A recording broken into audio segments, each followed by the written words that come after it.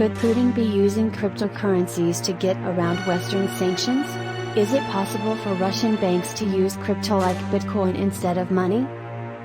The ruble note and the Bitcoin.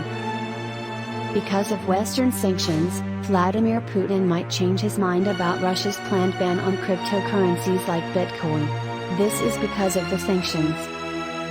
The way many people talk about cryptocurrencies is to keep it simple. Of course, we also have some advantages here, especially in the so-called mining, Vladimir Putin said.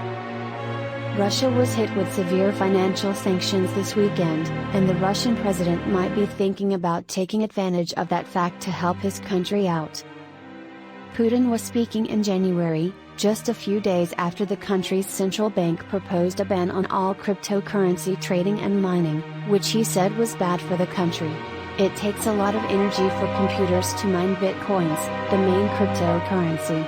They verify new Bitcoin transactions, put them on a virtual ledger called a blockchain, and get new Bitcoins as a reward for that work. The Bank of Russia was very clear in its warning about cryptocurrency mining, saying that it could have a big impact on the economy and on financial stability. 1 week later, Putin seemed a little less sure. He said that Russia had a lot of energy and had a lot of experience with cryptocurrency mining.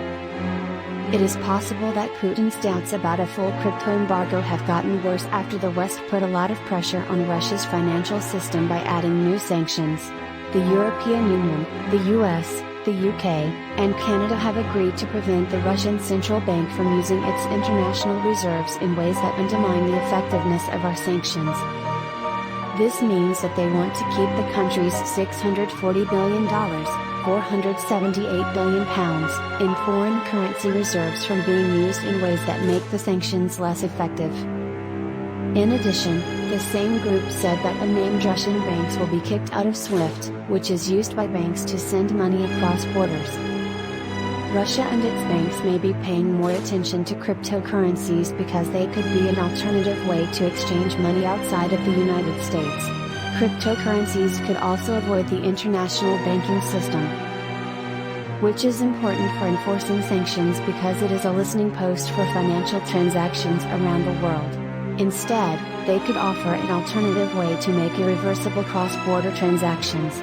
This is something that watchdogs and central banks don't like about cryptocurrencies. A big change is taking place in global history right now.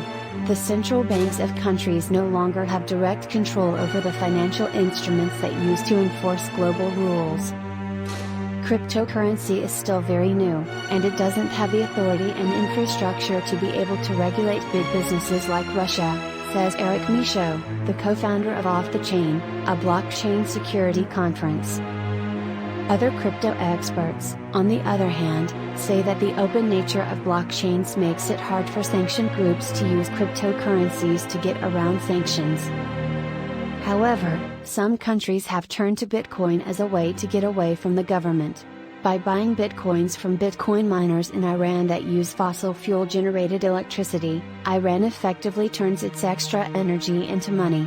It then uses the money to buy things that the US doesn't want. A blockchain consulting firm called Elliptic said last year that the Iranian government is effectively selling its energy reserves on the global market, using the Bitcoin mining process to get around trade embargoes. Elliptic helps clients fight crypto-related crime.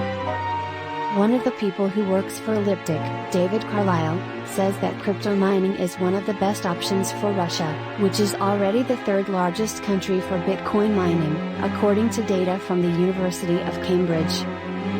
In addition to making crypto that can be used to trade with governments, Russia can also tax the money that people use to buy and sell things. As Carlisle puts it, they can license and tax the activity itself. Bitcoin mining could make the Iranian government about $1 billion a year. Carlisle says, once Russia has a lot of Bitcoin that it has mined, it can then use that Bitcoin to pay for goods and services that it might not be able to get otherwise because of US and European rules. However, the Wall Street Journal said last week that the US might put sanctions on Russia's cryptocurrency market. Many companies, like Elliptic, make software that lets businesses see if crypto transactions that aren't legal are going on. Chainalysis, a company that studies blockchains, says that because blockchains are public, it's hard to use cryptocurrencies as a way to evade sanctions. A person who works for Chainalysis says that sanctions evasion activity is recorded on public, permanent, and immutable blockchain ledgers. The North Korean method of hacking cryptocurrency platforms raised $400 million for Kim Jong government tunes last year alone, Chainalysis says. There are still other ways that Russian actors could use, like the North Korean method of hacking cryptocurrency platforms. There are also ransomware attacks, where criminal groups lock up a target's computer and demand money to get them back. Russia's FSB security agency recently said it had broken up the Regal ransomware group. Last year, the U.S. Treasury Department accused two Russian-owned cryptocurrency exchanges, Swix.OTC and Chatex, of helping to hide ransomware money. Any Russian customers who have been hit with sanctions will not be able to use Binance. According to Carlyle, the Russian government could use a network of exchanges to hide the fact that it owns crypto. People in Russia could try to build a network of complicit exchange services that would help them get around sanctions by using crypto, says the person who spoke to the BBC. Coins that can't be traced, like the privacy-focused Monero, are also out there.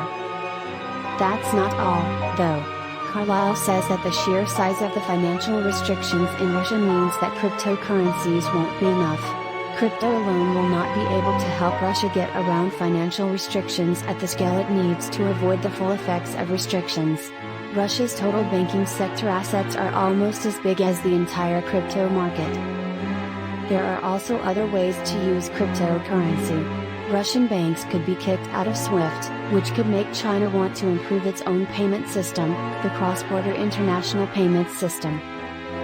Research Institute senior analyst Alexei Drew says it's not out of the question that China would agree with Russia that sanctions against it are unfair and give Russia the use of SIPs to ease the pain.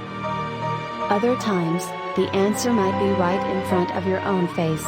Digital rubles will be made by the Bank of Russia, too, and they are working on them.